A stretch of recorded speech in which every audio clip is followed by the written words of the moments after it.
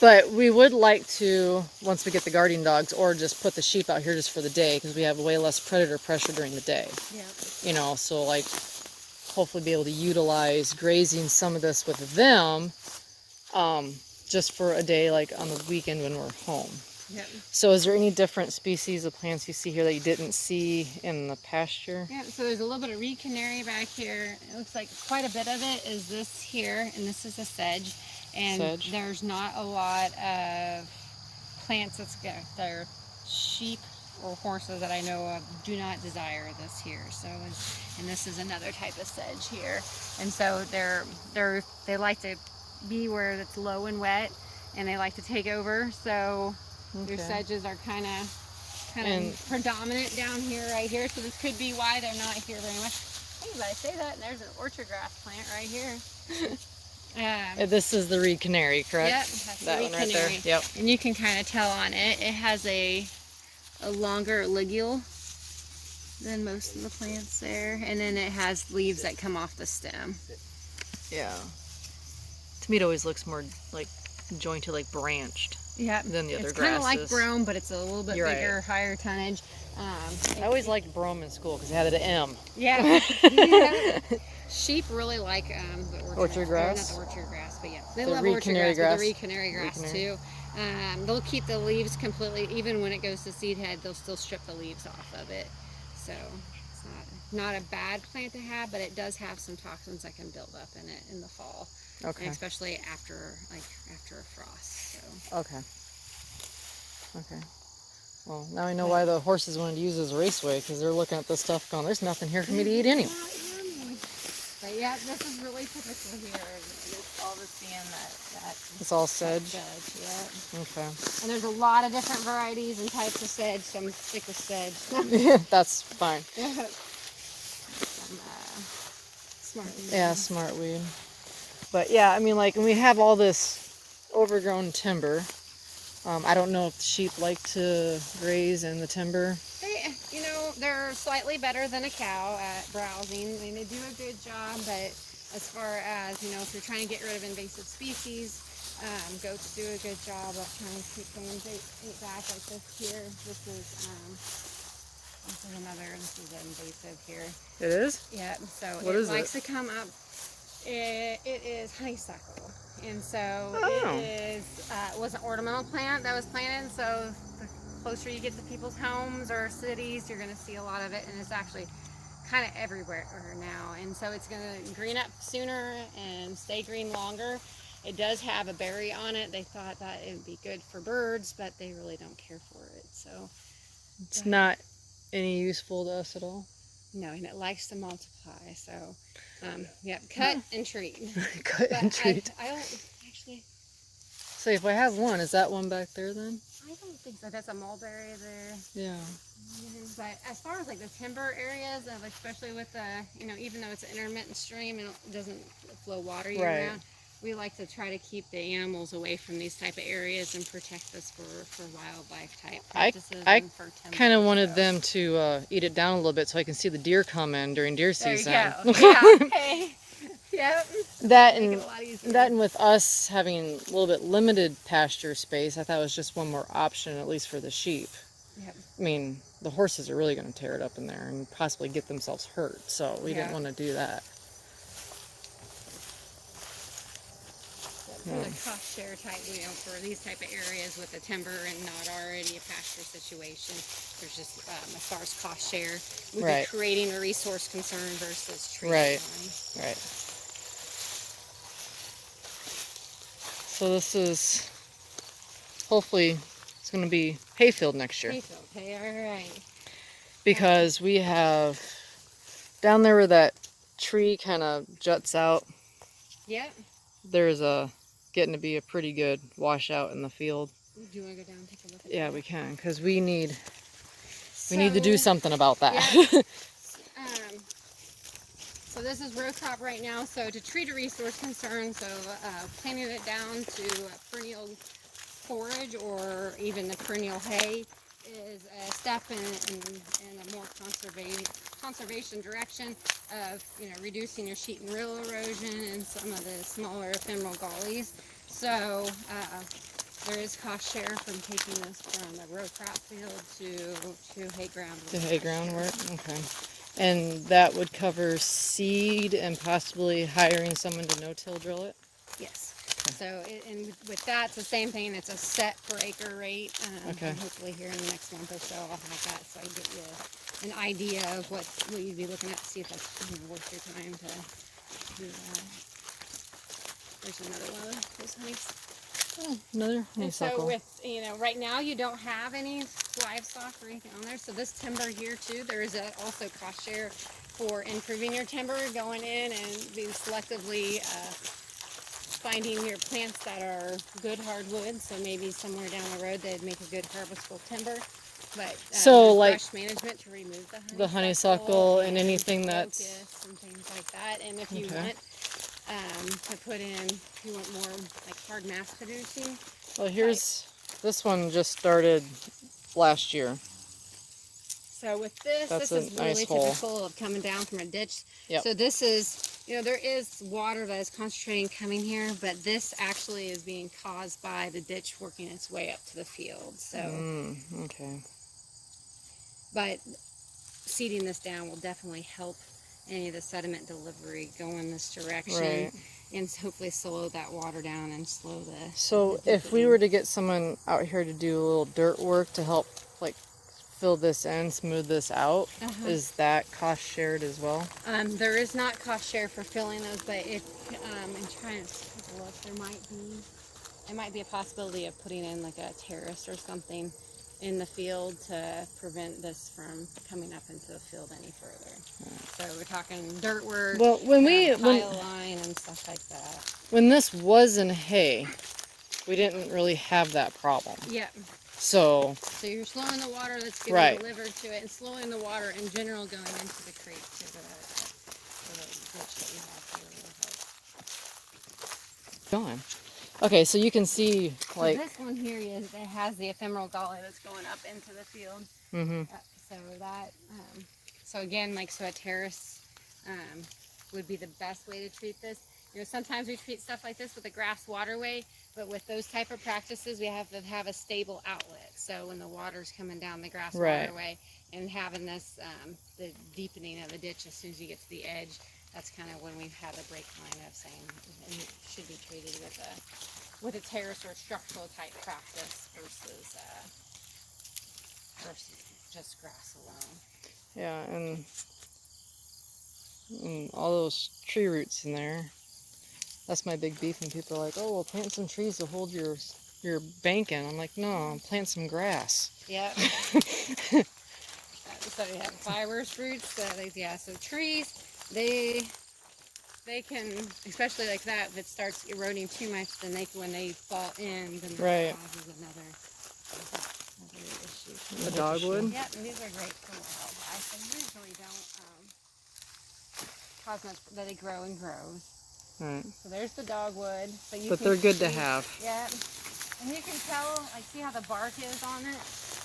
You get the lines, and it's kind of checkered a little bit. Oh, yeah. And as it ages, it gets a little bit more. But then if you look down here, you see the difference in these stems from that. Yeah. So these are your dogwood, and that is that honeysuckle again. So you got some good mixed in with some invasive. Okay, so and that's very typical. It's not. It seems like everywhere I go, this and an autumn olive, and it is.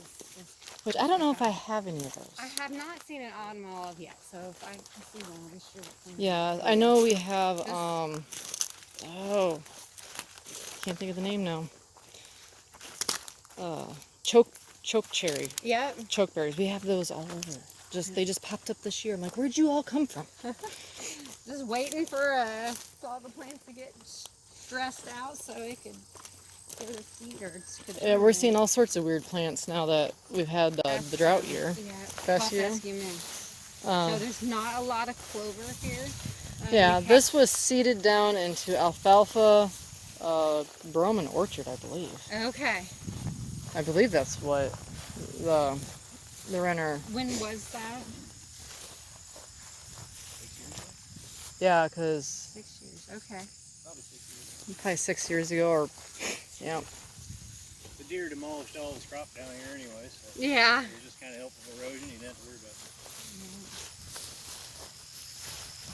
So he kind of, instead of paying us rent that year, he just kind of paid to Okay, seed it down. seed it down, get the seed.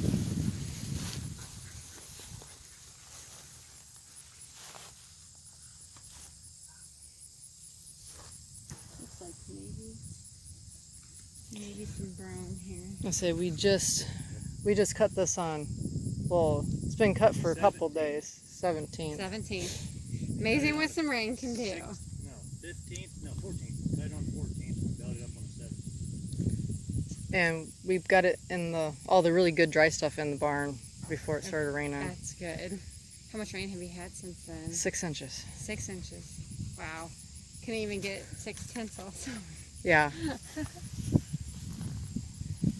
Sweet clover. Sweet clover. So the difference between sweet clover and alfalfa at this stage is the petiole length. So when you have a long petiole, then this is sweet clover, and alfalfa, this leaf would be back there and be short. Oh, okay. That, and then the serrations on the leaf on sweet clovers across the top, and then alfalfa's all the way around. Okay. Maybe I've been seeing sweet clover out here thinking it was alfalfa this whole time.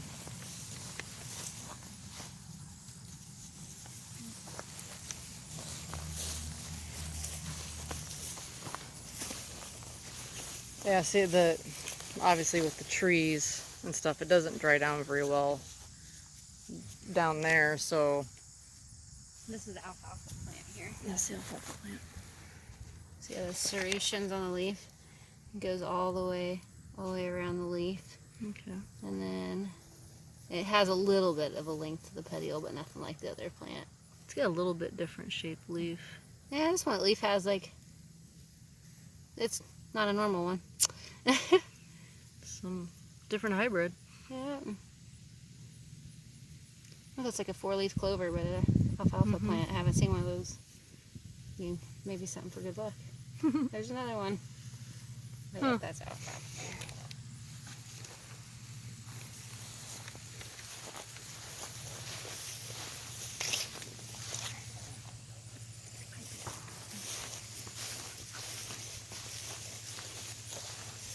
So yeah, this I would like to be pasture Okay. next year, probably after we take the first cutting off of it, because we're not going to get a first cutting back up there on the hill. Yeah. Because it's just, I mean, we do good hay up here, but then you go down there and Down there in the trees and the shade. yeah, and it doesn't get dry and it's a pain. And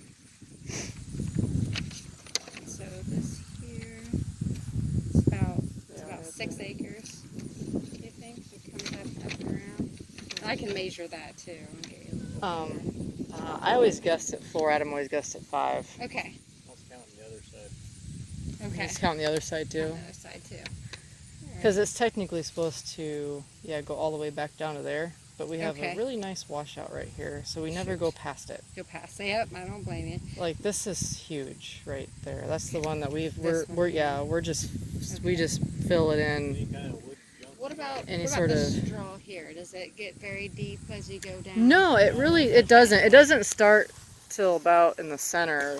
This is the one I told you we'd like to just kind of like take that out Yeah. I and remember you plant saying- me like a little orchard and then graze the sheep along the orchard Yep. and turn part of that into pasture. I'm looking at through there. I'm not seeing anybody got a lot of locusts in that, and I think maybe a hedge tree. Maybe We have dogwood, a couple of crab apples. Okay, all right. We got mulberry trees in there. So this would be something too if you want to turn this into pasture, and then that way you have quite a bit over here too. If you wanted to go through at a lower point with the fence, and then have this completely fenced in, and then you could split your paddock up this way so you have shade back here. Okay. Reason for them to come over here to have shade, and then their water source over there. Or if you're welcome, with Eco Brew, I say, hey, if you 660 feet, if you are any further than that from water, it'd be a good idea to Put water. add water in. So, 660 feet. roughly. basically, main thing, line of sight is a lot of it too. As long as they can see each other, and they get used to that. Some animals, they always go as a flock or a herd. Right. And some I think the 4 we have now, I don't think that white one's going anywhere by himself. that one little one, he's a little bit. Market. Yeah. Hopefully to market. Yeah. Soon, very soon.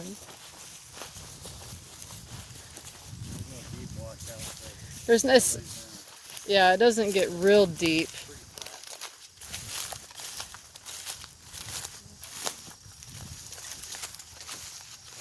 I mean, this isn't. Oh, spiderweb.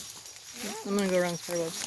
But it gets deeper as you go down. But probably you can But- see the difference in from here, and then it kind of turns to something else. It'd be something like maybe a couple hundred feet that way. It comes just straight across with it. Right, because and this then is all utilize the pretty other side. flat all the way there, and we have a lot of trees in here that are standing dead. Yeah, and that's, standing dead is actually good for bats and birds and other type of. Not the greatest for Bad- having animals. I was gonna say bad in a windstorm if they're in here and the tree comes down on them. But I look in here, I'm not really seeing any hardwoods that are not really good.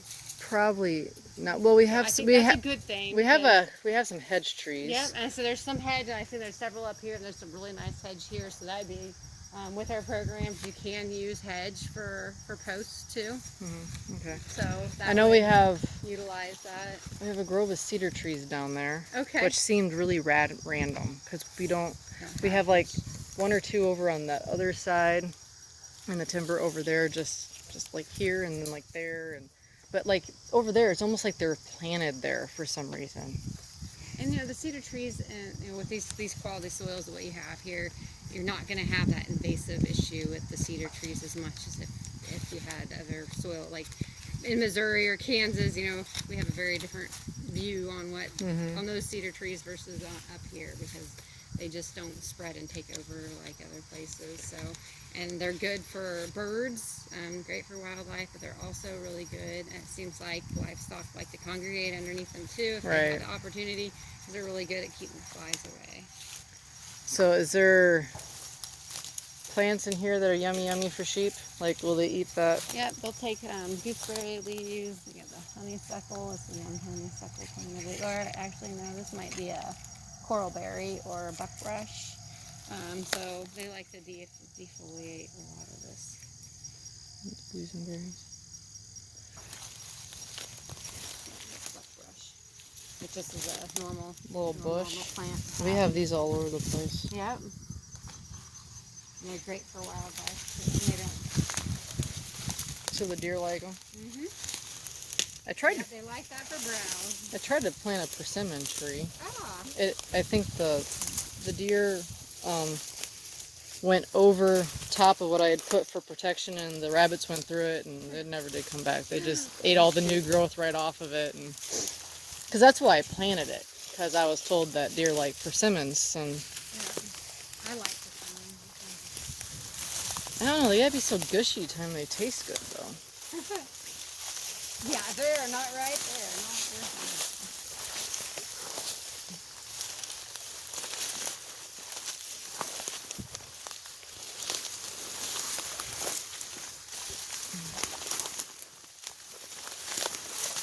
Yeah, we'd like to take. Right here's where it transitions. Yep. Right, it's This is still- where it gets. It's a mulberry tree there. It's a big mulberry tree. Yeah. And then all the underbrush that we're seeing that's green where we can't see through, that's that honeysuckle. Okay.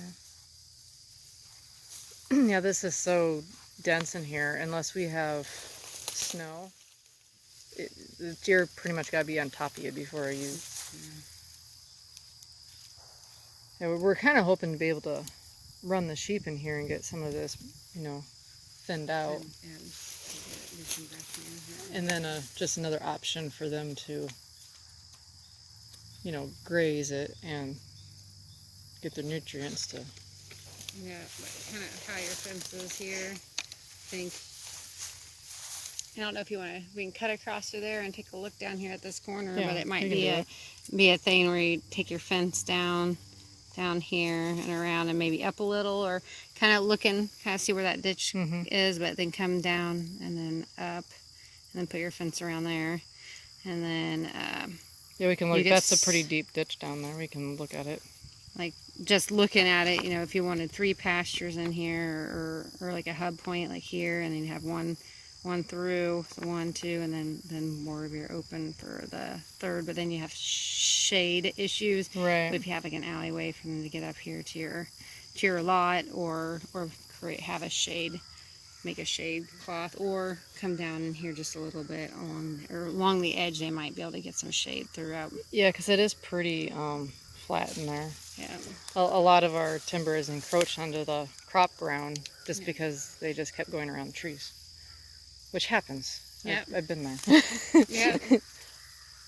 So if you want, we can go down here and look at Okay. the great big washout.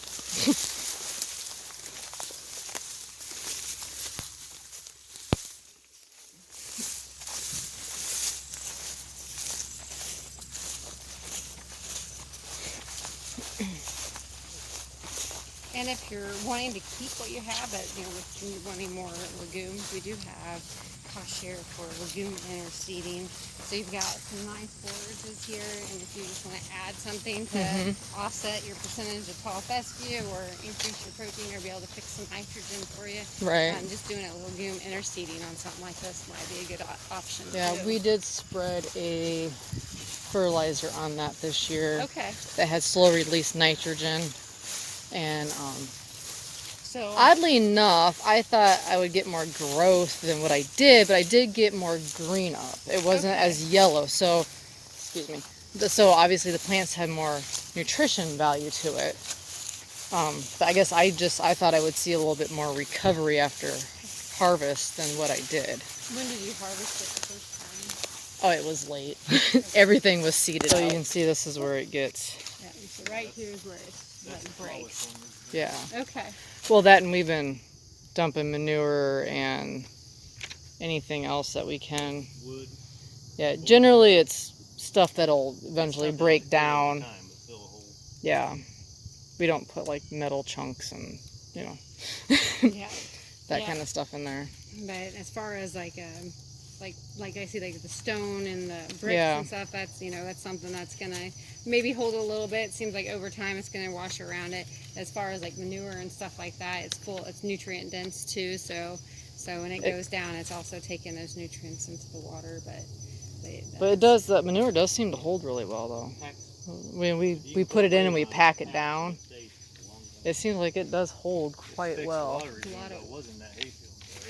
Yeah, we had huge, even after he seeded the hay down, that we had gully washers and it just washed it. And so we put hay in there and just packed it down, and it really has helped.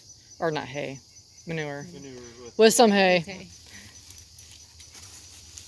So the best way, well, you could probably see it from this point.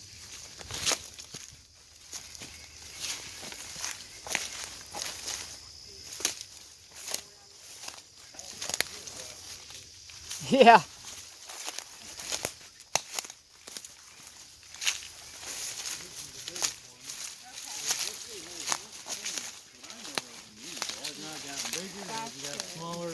The only ones that have changed are down at the bottom. Okay. This one here has stayed the same. I don't know how, but it's. Cottonwood stuff down at the bottom of it too. That's good too. So where does this ditch here start dropping? Pretty much right on the other side of that down forked That tree. there. Okay. Yeah, it all of a sudden just goes bloop. So with this, how your pasture comes down here nicely, I'd bring it back up and around and try to avoid this area at least 100 feet upstream from it, and just kind of stay away from that to help make sure you have a nice good grass buffer and forage kind of brush or whatever, but it's some type of buffer between it and the end of your pasture. So, yeah. And that was worse down there, but they put a culvert in when they built that road up. And that helped with smooth everything out. You found my dirt and that dirt and fill everything out and it helped, but it's still washing out. Yeah, it's still washing out really bad. Slice it down and then put in. Yep, do some things. It's filled in rather nice over the It has. That used to That's be deeper. good. Now it's flat. This was the deepest part when we started Okay. putting stuff in here, and it's up there now. We got it slowed up, so if it does wash anything, it just stops here and it just starts filling in. Now we just got to focus on that other thing down there. Yeah. Which, There you go, yeah.